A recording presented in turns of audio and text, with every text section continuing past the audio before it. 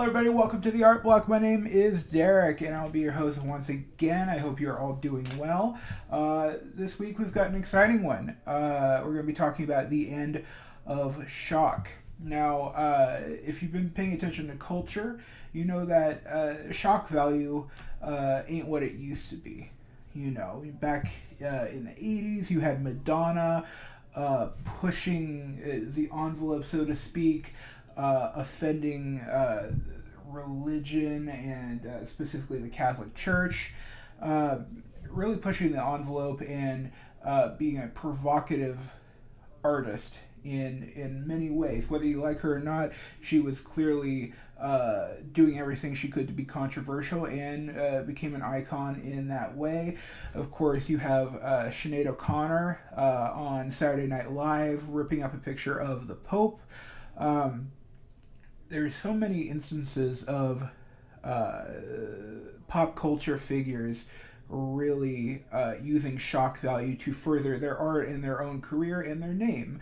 And provocation and shock has been such a really a vital part of pop culture for so long, but I've noticed in recent years it has really lost virtually all of its power.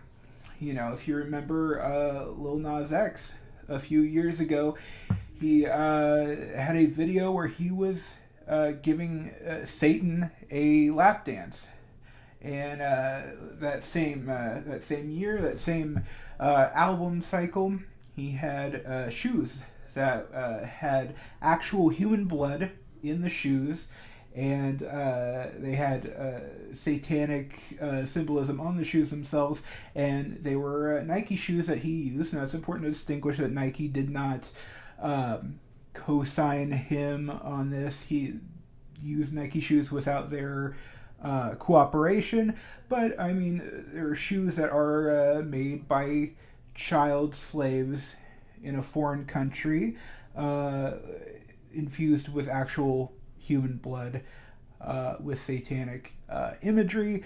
I don't know how you get more satanic than that personally, but this was a mark for culture of how hard somebody is trying to be controversial. Back in the days of Madonna, all you really had to do was, you know, invoke religious imagery or symbolism and mix it with sexuality or something vulgar, or use it to make a subversive message. Nowadays, you've got to try quite a bit harder. I remember back in the day, Marilyn Manson was burning Bibles and ripping pages out of the Bibles at his concerts. All right.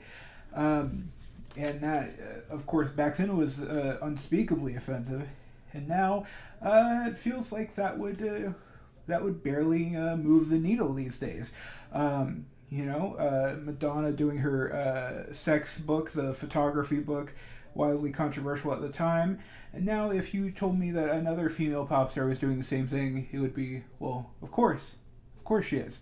If you told me that Sabrina Carpenter or Tate McRae or Dua Lipa was doing any of those same things, it would be kind of a foregone conclusion. Why wouldn't they? Marilyn Manson burning the Bibles, that doesn't really have the same effect today at all. I mean, if you told me Jojo Siwa was doing that, I might be a little surprised, but I wouldn't necessarily be so shocked that was happening.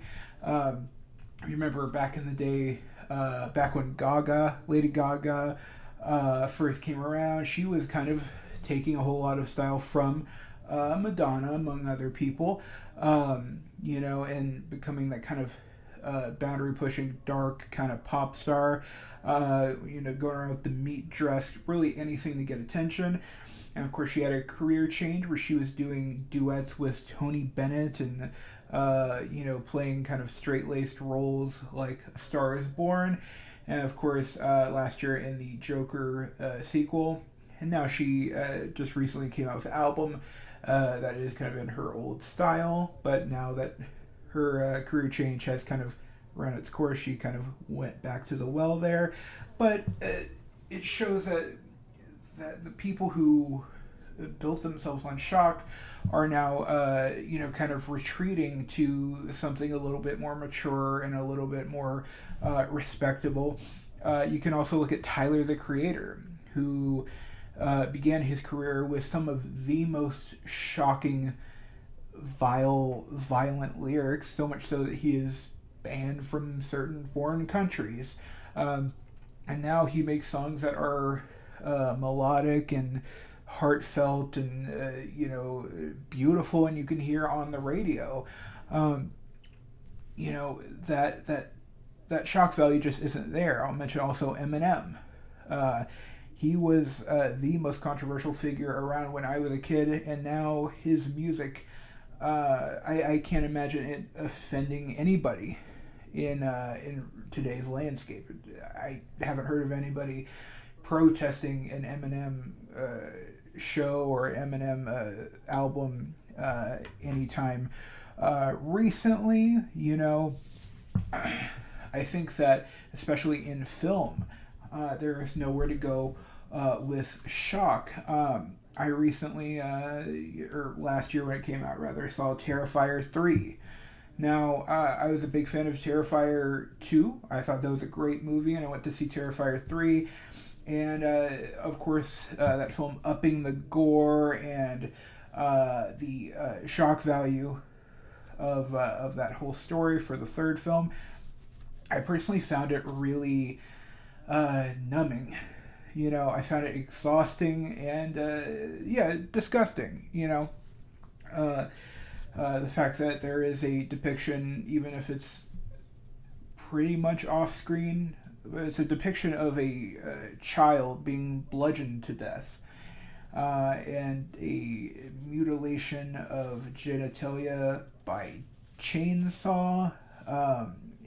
It was, I thought it was horrible, and I thought it was boring and just made me uncomfortable. But I wasn't sitting there in shock, like, oh my God, how could they do this? It didn't provoke me. It just it left me disgusted. And I think that is what is happening today with shock value, because back in the day you would have Christians, protesting things. You would have the concerned parents, excuse me, as concerned parents kind of marching, and they had protest signs and things like that.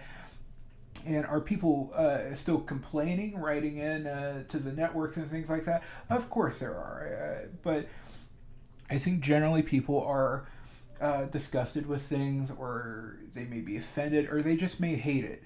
Okay?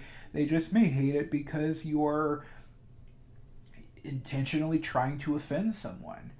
And people are offended, and that's just what happens.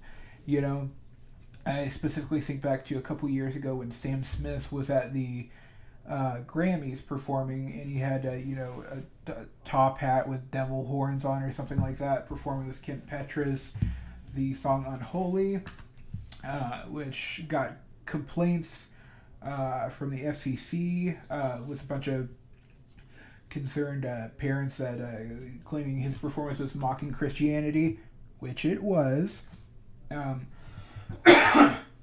Sorry, it's allergy season over here. And that's something, a trend I'm noticing too, is that things will be intended to offend, and then once it receives the desired outcome, they'll say, hey, what are you talking about? I wasn't even meaning that. They will, if you will, throw rocks and hide their hand. I think about the movie Conclave, which came out last year, did very well in it. Was nominated for a bunch of Oscars, and there is a twist in the film. If you haven't seen it, I haven't seen it. I've just seen God, I've seen the discourse online about the story. And now the plot of the film is that they are choosing a new pope, and it's almost kind of like a political thriller. What I judging from the trailer that I saw. Anyway, in the end, they have a trans pope, or an intersex pope, someone who is biologically female, you know, and this is a twist ending. It's obviously not advertised that way, and drew the ire of Catholics, as you would expect. I initially saw Ben Shapiro doing a bit about it, saying why Catholics should be offended by this movie, and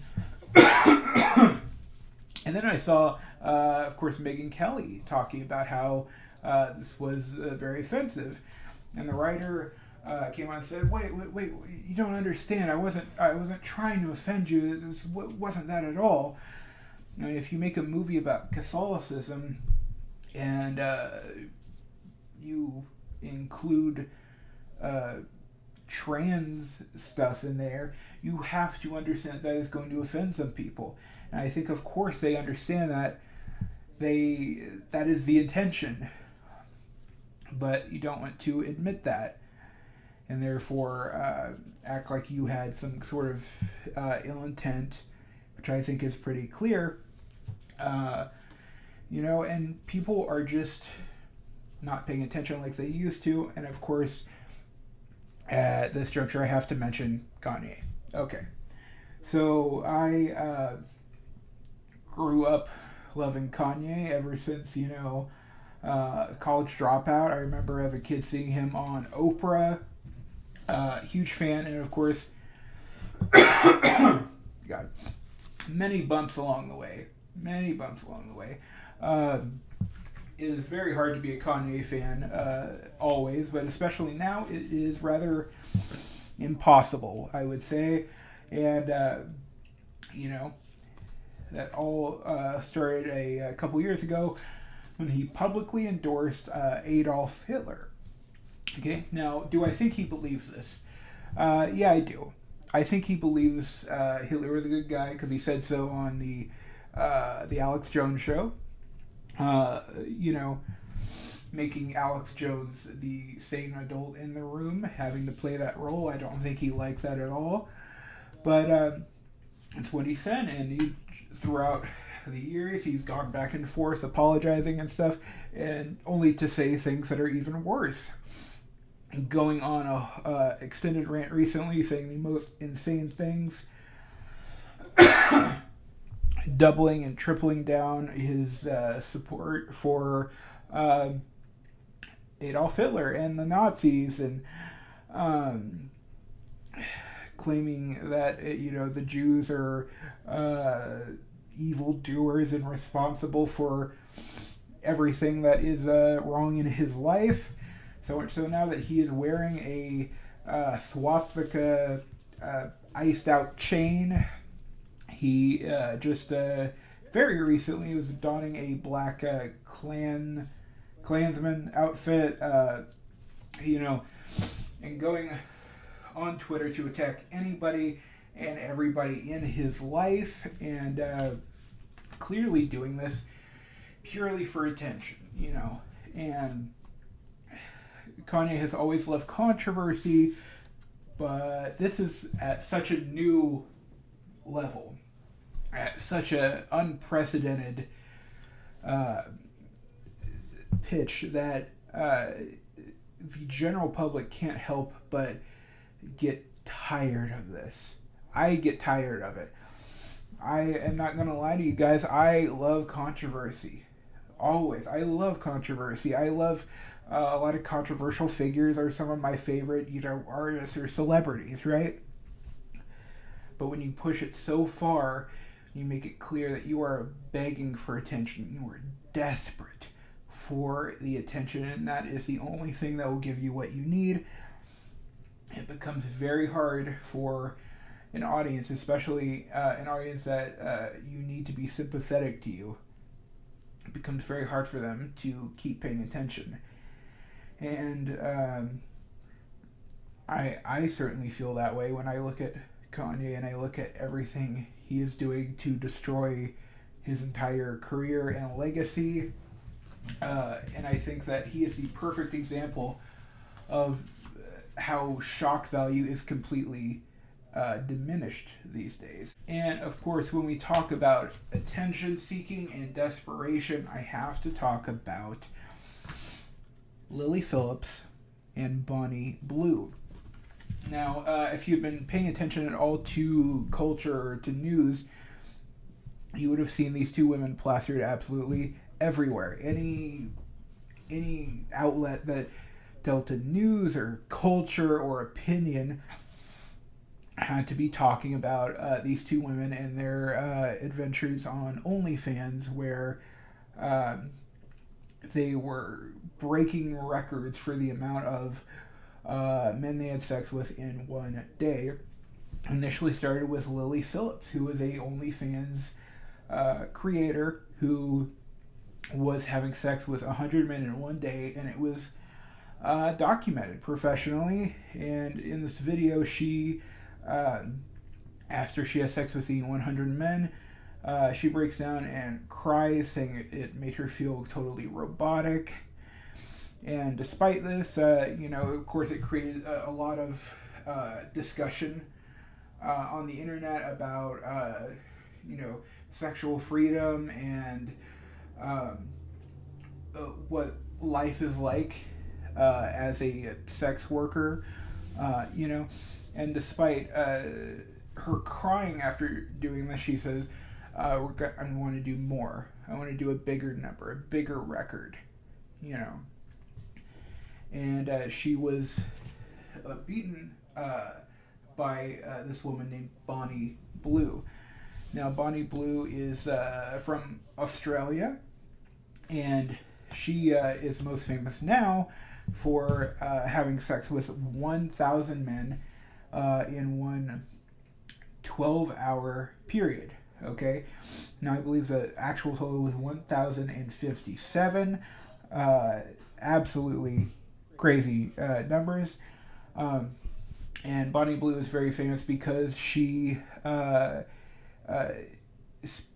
purposefully seeks out young men going to kind of college events and seeking men who had just graduated, who had just turned the legal age, and seeking to have sex with them. Now, as of writing my notes here, Bonnie Blue is 25, despite that she looks like twice the age of anybody in that age range that I know. She's gotten press for going up to fast food cashiers and propositioning them, and just going all over the world, creating content and seeking out as many men as possible. Now, this is a new area. Obviously, sexual exhibitionism and pornography has existed for an extremely long time. However, the era of OnlyFans and social media, where anybody in the world can go online and effectively become a porn star. You can have the attention of so many people, and that is very attractive for a lot of people. So the market is oversaturated, where you have everybody in the world wanting to be in that position, wanting that level of attention, and eventually that level of financial success. That creates enormous levels of desperation. And when I look at both Lily Phillips, but especially Bonnie Blue, the desperation is so evident. This is all I can see when I look at somebody like that. I don't see anybody who is sexually empowered or empowered in their career or anything beyond just simple desperation in terms of attention and money. Now, That, of course, is my opinion, but don't just take it from me, white male on the internet. Take it from veteran of the industry and former porn performer Sasha Grey. Now, in a 2020 interview on the Holly Randall Unfiltered podcast, she says, "It's great that this is happening, but there is a danger. They don't think about the repercussions. They just want attention, inherent need and narcissism that's really dangerous. They just want the attention. I feel everywhere, the level of desperation." Now, that's from a more than an hour-long podcast. I kind of paraphrased a little bit there, but that is the general point. And that is just what I think of when I look at the and the industry of OnlyFans, specifically these two women that have frankly dominated the news cycle for a time anyway. In terms of cultural commentary, that is what you heard about, and the fact that everybody around the world suddenly knew the names Bonnie Blue and Lily Phillips just out of nowhere is pretty crazy to me. And the fact is they were getting what they desired, which was the attention, the clicks, and eventually the money. Now, of course, the majority of people seeing them interviewed and talked about on every news outlet out there. Now, most of those people are not going to go over to their OnlyFans and subscribe, but they are still getting the attention. Their name is out there everywhere. And that is what they are, of course, seeking out. Now, I think as a culture, obviously, this is not good. This is not good in any way. The level of desperation is truly mind-boggling, and it's very saddening, And I think that it's also very pathetic, the level of desperation for shock. And I think it's a race to the bottom. I also think that from a filmmaking perspective, I think that shock and provocation is no longer worth it. What can you possibly do to shock somebody? And I've thought about this. I think, what is there in a movie that could possibly shock me? I don't think there is anything. There are people who have been pushing the envelope for as long as art and film has existed, and there isn't anything anymore to shock anyone. If you look back at Madonna and Sinead O'Connor ripping up the picture of the Pope, Madonna angering the Catholic Church, disrespecting Catholicism, highly offensive, highly controversial. And if you look at it these days, the only people that are truly controversial are Catholic themselves. You look at Candace Owens. You look at Matt Walsh. You look at J.D. Vance. You look at people who are embracing traditional religion and traditional power structures. Those are the controversial people, not anybody who is disrespecting religion, not Sam Smith wearing devil horns at the Grammys, or Lil Nas X grinding on Satan's cock in a music video. Okay, shock is dead, and I think as artists, we kind of have to look at that and go, well, am I doing something that has any real value to me or the audience? Am I trying to shock like artists I've seen before?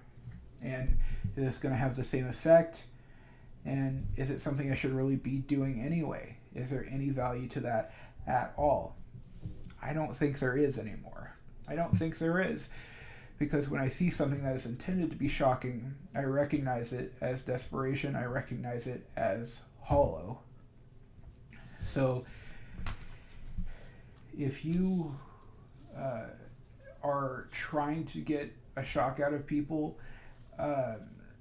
know that everything has been done before. and do something else. Try to just be better. Don't engage in the race to the bottom. The era of shock and provocation is over. Now, whether it's musicians like Sam Smith or Lil Nas X, or it's people like Bonnie Blue and Lily Phillips, the desperation is evident. It is naked and it is embarrassing at this point. And even someone like Sasha Grey, who built their career on being bold and extreme and shocking, can look at this and see it is pure desperation with nothing else. People who don't care about anything beyond the clicks and the views and the eventual revenue. I implore any artist out there and any person to do better. Shock ain't doing it anymore. It is not worth it. It is not bringing any value to anybody. Alright. That is what I have to say today. I've been wanting to talk about this topic for quite a while. I just had to, organize my thoughts and, find the right time for it. Thank you guys for watching. I appreciate any single person who watches these videos. I have a new art block episode every single week. I'm adding more and more content to the channel. I'm doing shorts much more often, and reviews and just extra videos as well that are not art block episodes. I have a new video up. I just saw Jeremy Piven live this past weekend, and it was phenomenal. So click on that video if you want to see my review of that. And yeah, thank you guys so much for watching. Stay tuned for the channel. I'm just going to keep building it and building it. There's going to be a lot more content coming your way. Thank you so much. What a time to be alive.